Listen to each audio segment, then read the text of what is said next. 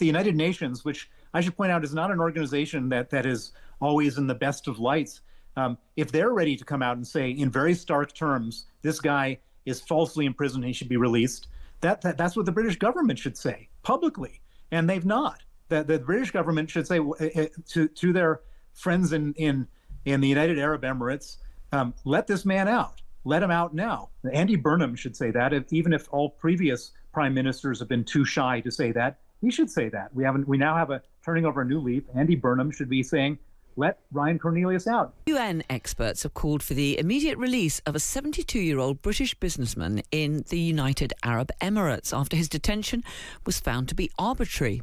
Ryan Cornelius completed his original prison sentence over a financial dispute in 2018, but he remains behind bars following a 20-year extension imposed in proceedings marred by serious judicial irregularities. Well, let's speak to Sir Bill Browder, financier and Kremlin critic. Good evening, Sir Bill. Good evening to you. Ryan Cornelius's case has not had a huge amount of publicity. Just explain what he's being held for. So Ryan Cornelius is a British businessman, very successful. He was operating various businesses in the Middle East, including a real estate development in Dubai.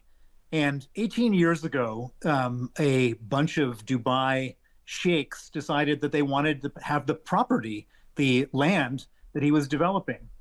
And instead of paying for it, they decided that the best thing to do was just to throw him in jail, accuse him of various crimes. And while he was in jail, then they slowly and very effectively took away everything he owned, including this land. They obviously don't want to give the land back, and so they've kept him in jail for 18 years. They've made up a bunch of false allegations, which have been proved to be false in various courts and by the United Nations. But he sits in jail 18 years later. He's now 72 years old. His wife and children have not seen him for 18 years, and he's going to die in prison unless he's let out. And the most shocking part of the story, perhaps, is not just what the UAE has done, but what the British government hasn't done. The British government has not lifted a finger for Ryan Cornelius. They've done nothing serious to get him out of jail as this man sort of rots in prison. And so I've been working with the family for 4 years now, trying to raise the temperature, trying to make this a responsibility of the British government. And I hope that this UN announcement will put some fire under their backsides to do something about this unbelievable travesty of justice. As you say, he's 72 years old. He's been in solitary confinement for much of the time. I mean, his family presumably must be very concerned for his welfare. What sort of access or contact with him have they had? Well, they have not physically seen him in this whole time. I think they do have an opportunity from time to time to speak to him on the phone, but it's really just and I should point out that he's in an overcrowded prison. They don't allow him outside for exercise. The food that they give him is substandard, and the most horrible part about this whole story is that he's not committed any crime. I've looked at this case very carefully, and so have a number of other very credible organizations, including the United Nations, and he's not committed any crime. They've basically taken an innocent man and locked him up for 18 years because they want a piece of property that he owns. And it's just the most outrageous thing I've ever seen. If you say, though, that he hasn't committed any crime, what has the UAE said? How does it justify his imprisonment? Well, what they say is that he took out a loan from Dubai Islamic Bank, which was true. He did take out a loan from Dubai Islamic Bank. He was paying his loan on a regular basis as it should have been paid. Then they threw him in jail, and he couldn't pay his loan when he was in jail because he couldn't sign any papers. He was in solitary confinement, as you mentioned, and because he didn't pay his loan, they said, you're now in default. And because you're in default, they then grabbed all sorts of collateral he put up, which was worth more than the value of the loan, the land and various other things, which was worth more than the value of the loan. In any event, they say, well, since you defaulted on your loan, you committed a crime. That was the first 10 years. And then they said, because you haven't paid back the loan, that's another 20 years. And of course, how can he pay back the loan if they've taken everything away from him, which is what they've done? And so the whole thing is a complete economic stitch up. And the reason I got involved was because it reminded me of Russia. As you mentioned at the beginning, I'm an activist involved in Russia.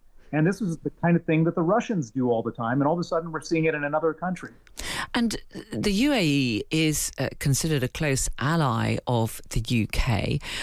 You say that you're frustrated at the lack of any movement on this from the British government. I mean, what has the British government been doing? What have they been saying about this?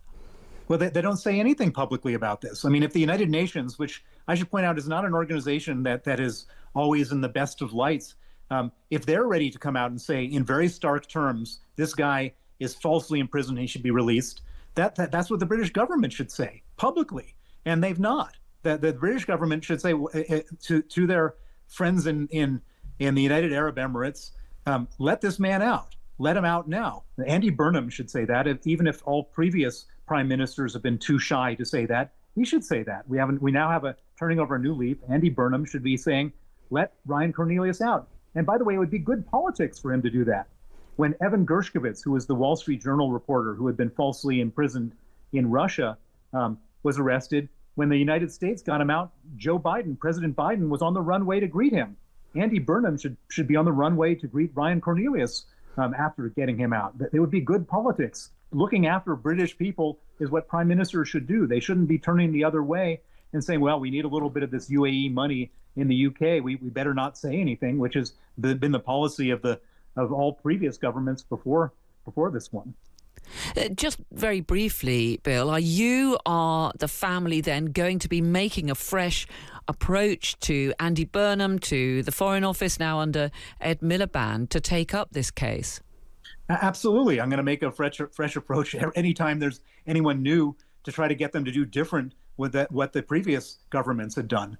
And with this United Nations statement, this is coming from the United Nations saying that this man had been unjustly, falsely detained and should be released. I mean, the British government should at least say that, if not more, and they should use whatever levers they have of pressure to get the Emiratis to release this man. He shouldn't die in prison. There shouldn't be a death sentence because he happened to have a piece of land that some local sheikh wanted to have for himself. Sir Bill Browder, financier, Kremlin critic and well-known campaigner. Thank you so much for joining us this afternoon.